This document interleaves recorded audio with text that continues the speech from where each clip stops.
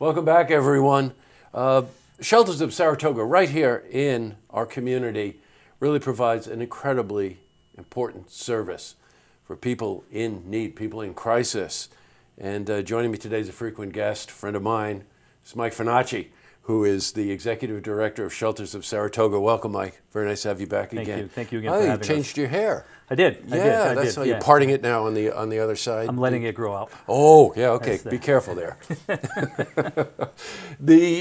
Since you were in here last, we've been through a winter. How was the winter? Long. Yeah, it was a tough winter this year. There was a stretch where we were, in operation with our Code Blue for 18 days straight, 24/7. Wow. So it was tough. It was a tough winter. You know what I need to do, and I forget to do this sometimes, just in case you don't know, Shelters of Saratoga is an agency right here in Saratoga to help people in various ways. The Code Blue portion of that is to provide shelter for people in emergency situations, correct? Correct. Weather-dependent emergency situations during our harsh winters up here. What's the criteria for that? Because it did change, didn't it? When we first started Code Blue 5 years ago, there was no mandate by the governor. So different cities were gauging. Some were doing it at 10 degrees, some were doing it at 20 degrees. We did it at 20 degrees, but once the Executive Order 151 came out in January of 2016, everybody had to open up at 32 degrees. Right, meaning that if it's 32 degrees or less, or 1 foot of snow, right? Wasn't that Correct, the other deal? 12 inches of snow or more. 12 inches of snow, that the Code Blue shelter was open for anyone that needed that emergency shelter. Correct. Kind of an interesting statistic on this is that, believe it or not, a lot of the people that do need this service live in encampments. Correct. For a lot of the other time of the year. And I really do, I mean this. These are tent encampments. We have them right here in the community, don't we? We do. Scattered throughout Saratoga, especially by the train station. Yeah. That's probably one of the bigger areas where individuals are living in tents. Then out by off a railroad by the Price Chopper, out behind the woods in Skidmore, over that way, and out Wilton Way over behind Walmart and Lowe's. And now these are individuals and families living in tents. You would tend to think to yourself, oh, some college kid is just deciding that he hasn't figured out what he wants to do yet, so he's living in a tent for the summer. No, this could be individuals of any race, any age, and with it, more often than not, you're running into a mom with some kids, right? Yeah, and that's basically where my outreach coordinator comes in handy, because if she sees the mom with kids, I mean, it's an immediate call to DSS to get these people housed, safely housed. Yes, safely housed, right, exactly right, because it isn't only the weather, let's face it, that you have to be concerned about that. Correct. Concerned about there. One of the ways that Shelters of Saratoga makes money is a race that's coming up tomorrow. The Blue Needs You race. Fourth year?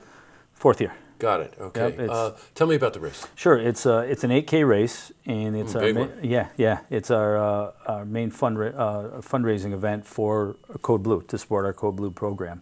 So it starts down at High Rock Springs at the pavilion down there. Starts and ends there, and it kind of loops up through the neighborhood. We also do a fun run, but again, we've seen our numbers grow every year. This year, currently, right now, we have 460 people signed up. That's great. We can cap it at 600, so we always we do get more individuals coming tonight for pre-registration. They can register tonight, or they can register tomorrow as well, before the race. You know what's great about a race like this is that an 8K, especially some 5Ks, but especially 8K or 10K, is that you bring all kinds of runners. You bring professional runners in. Looking to be part of that network of runners, all the way down to guys like me that are looking for the golf cart, and kids in between, and all of that. So it's a wonderful way to show support, and it is the major fundraiser for Code Blue. And when you think about it, and of course it's been hit in the news a lot lately, there's some controversy about where Code Blue should be located, and when they are able to raise money, it means that all aspects related to providing safe housing, not only for the individuals, but to make certain that they're taken care of and whatever, that's where this money goes. Correct, absolutely. It goes right directly back into the program. Right. And it allows us to provide safe shelter for individuals who utilize our Code Blue program. Right. And What about you? It's one thing if you walk into your car and it's 25 degrees and you're thinking, geez, I can't wait to get the heat on the car. Well, suppose it's a tent that you're going to, or you've got small children. Where are you going to go?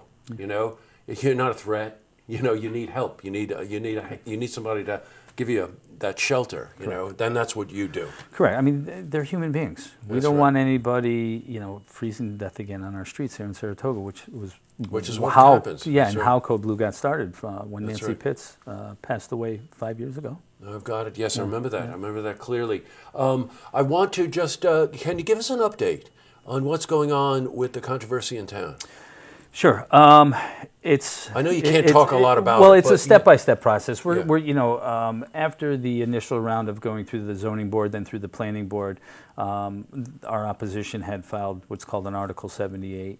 It's a lawsuit against the city. So it went to the judge, and it was remanded back to the zoning board. So the zoning board had to hear it all over again. Okay. So in that, and in that process, it's protocol. If it goes to the zoning board, it's got to go back to planning. So we were at planning 2 weeks ago. Then we were at planning again last Thursday, and it was open for public comment at that point. They had asked us to provide some additional information about the operational aspect of our Code Blue building if it was to go on our property. So we're hoping that they vote next week at the meeting, next Thursday, at the planning board meeting. But in the meantime, the opposition filed another Article 78 after the zoning board voted again for a second time. So that currently is at the judges, with the judge, and they have 60 days to respond to that. And I think it went down, maybe papers were filed maybe 2-3 weeks ago. Well, best of luck with that. You know, the only thing that we do, we don't take sides on issues like this, but it's really hard not to recognize that in a case like this, my wife and I lived across the street from a halfway house, as a matter of fact. It was the best kept house on the block, and it was because of the issues concerning all of us as neighbors. We were very involved with it, and they were very aware of it. We had wonderful communication with the people, you know. So we'll see what happens. Please keep us informed on that. But in the meantime, do your help. Do your part to help. 8K race tomorrow in the morning before the weather's supposed to turn bad. Get over there. Let's hit 600 runners and show support. Michael, great to see you again. Thank you very much. I appreciate it. And we'll be talking to you as this whole issue sort of settles down someplace, wherever it's going to settle down. At some point, yeah. Great to see you. Good to see you. Thank you. To see this interview again, you can head to our website, looktvonline.com.